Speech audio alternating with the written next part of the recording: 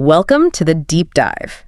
So, have you ever had that feeling, where you understand English really well, podcasts, movies, articles, no problem, but then when it's your turn to speak, you just kind of freeze? It's incredibly common. Yeah, you feel stuck. Well, you're definitely not alone in that, and that's exactly what we're diving into today. Right.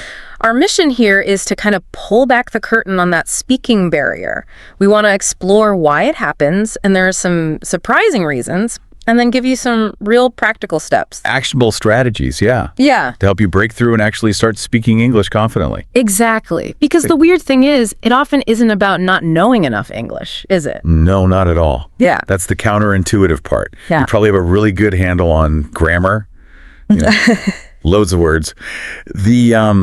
The real challenge is activating all that knowledge. Activating it. Yeah, turning that passive understanding, what you hear and read, into active, fluent speech, getting it out.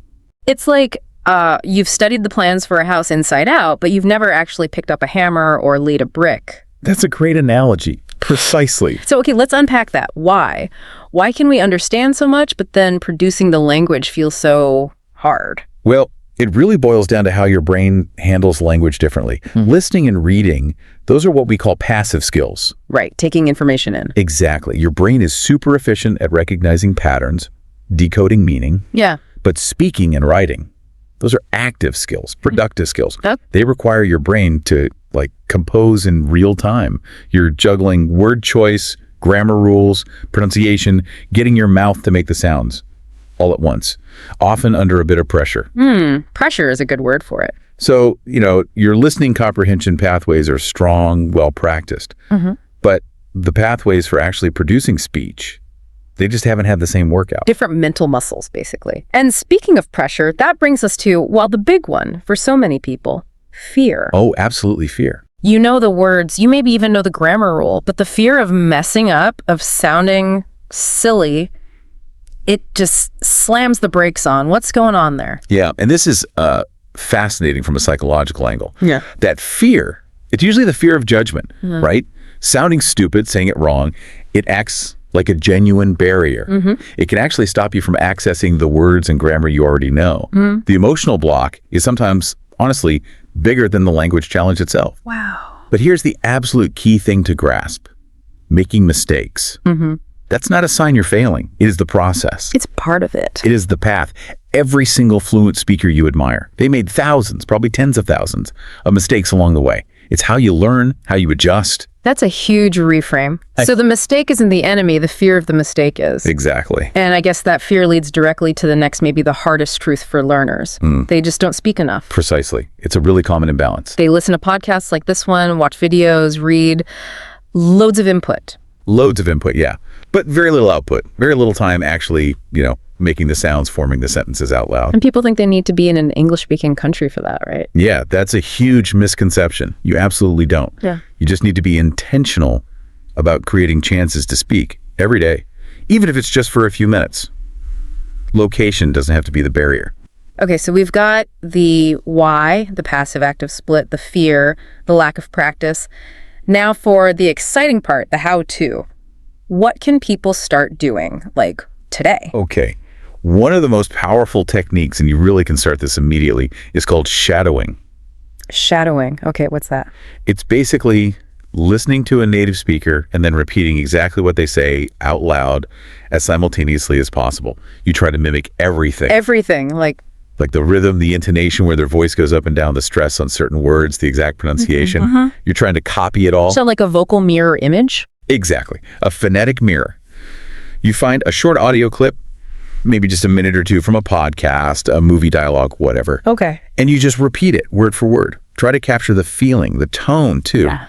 Doing this daily, even for a few minutes, it really trains your mouth and brain to work together. It bypasses that internal translation step you mentioned. It pushes you towards it, yeah. Yeah. It gets you used to producing the sounds and rhythm of English more instinctively. It's fantastic mouth muscle training. I like that mouth muscle training. Okay, so shadowing is one. Yeah. What about getting our brains to actually think in English instead of translating everything? Yes, the translation trap. It slows everything down, makes speech really clunky. Right. So you need to consciously cultivate the habit of thinking directly in English. Start simple. Just narrate your surroundings or your actions to yourself. Mentally or out loud? Either, or both. Whatever feels comfortable. So instead of thinking in your native language, oh, that bus is late, you just think, the bus is late. Or, I'm walking to the kitchen, need coffee. Exactly. Making coffee now. Smells good. Little things. Describe what you see, what you're doing, how you feel. Sun is shining today. Don't stress about perfect grammar initially. Just get the English thoughts flowing. Precisely. The goal is to skip that native language detour. Okay, that makes sense. But what about the practical side? What if you don't have anyone to talk to? That's a big hurdle for lots of learners. It is, but it's not game over. You can absolutely practice speaking effectively, even if you're alone. Yes. Talk to yourself. Seriously. It might feel weird at first, but it works. Like in the mirror? Sure, talk to the mirror. Or use the voice recorder app on your phone. Just talk into it. Or simply say your thoughts out loud while you're doing chores or commuting. The main thing is just to get the English out of your mouth regularly.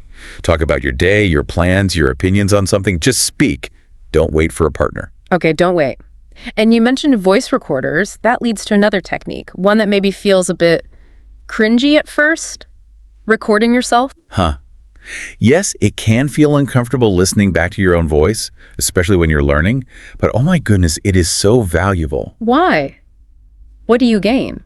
Well, first, you will hear your mistakes more clearly, which helps you know what to focus on. But honestly, the bigger benefit, tracking your progress. Okay. Record yourself for just say 1 minute every day, any topic. Then after a week or 2 weeks, listen back to the first recording and the latest one. You will hear the improvement. You'll hear yourself getting better. Exactly. You'll hear more confidence, maybe better flow, fewer pauses. It's objective proofs that you're progressing, and that is a massive confidence booster. It helps you realize, wow, I actually do sound better. That visual, or rather auditory proof, I can see how powerful that would be.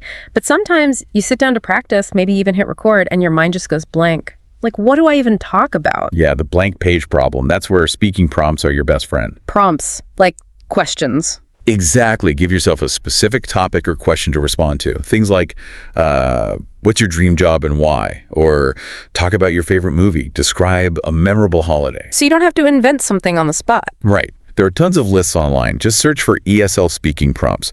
Having a topic removes that initial hurdle. And remember, speaking is like a muscle. You said that before, yeah. It gets stronger the more you use it.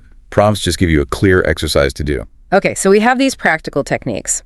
Shadowing, thinking in English, speaking alone, recording, using prompts. That's the how. But let's circle back to that fear thing. The psychological side. How do we really tackle that? This is crucial. First, big mindset shift. Let go of perfection.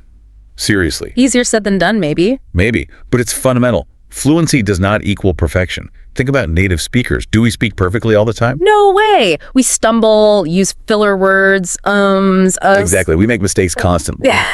So shift your goal. Stop aiming for 100% accuracy. Aim for communication. Just being understood. Yes, if the other person gets your message, you are winning. That's successful communication. That should be the focus. Okay, focus on communication, not perfection. That also changes how you see progress, I guess. It's not about reaching some flawless endpoint. Absolutely. Which leads to the second mindset shift. Celebrate the small wins. Every single one. What counts as a small win? Anything. Did you manage to shadow for 2 minutes today? Win. Did you speak for 1 minute using a prompt? Yeah. Win. Did you order coffee in English without feeling completely terrified? Huge win. Huge win. These aren't insignificant. They're the building blocks. Success isn't one giant leap. It's all these little steps added together over time. Acknowledge them. Pat yourself on the back. It builds momentum and belief. Right, stacking those small successes. Okay, and the last piece of the mindset puzzle, that feeling of awkwardness, it's there, isn't it, when you start? It really is. Speaking a new language, especially in the beginning, feels inherently awkward. You might search for words. Your pronunciation might feel off. It's uncomfortable. So what do we do with that discomfort? You reframe it. That discomfort, that awkwardness. It's not a sign you're bad at this. It's a sign you're growing. Discomfort equals growth. Yes. I mean, you're pushing your boundaries. You're stepping outside your comfort zone. You're building those new pathways in your brain. You need to get comfortable with being uncomfortable. Embrace the awkwardness. Embrace it. Because if you can do that, you'll become fluent way, way faster than you think. See, it's a good sign. Okay, this is all incredibly helpful. We've got the why, the how, the mindset. So for someone listening right now thinking, okay, I'm ready, I want to do this, how can they put it all together? What does a practical daily routine look like? Great question. We can definitely map out a sample routine. The key is consistency, and it doesn't need to take hours. We're talking maybe 15 to 30 minutes a day. Okay, 15, 30 minutes. Manageable. Totally manageable. Think of it like a focused workout for your speaking skills. Yeah. Let's say for the next 30 days. All right, break it down for us. Okay, first, 5 minutes of shadowing. Pick your short audio or video clip, listen, and repeat out loud. Focus on that mimicry, rhythm, intonation. 5-minute shadowing. Got it. Next, 5 minutes with a speaking prompt. Grab a question, any question, and just answer it out loud in as much detail as you can for 5 minutes. Don't stop and start, just keep talking. 5 minutes on a prompt. Okay. Then, another 5 minutes dedicated to actively thinking in English.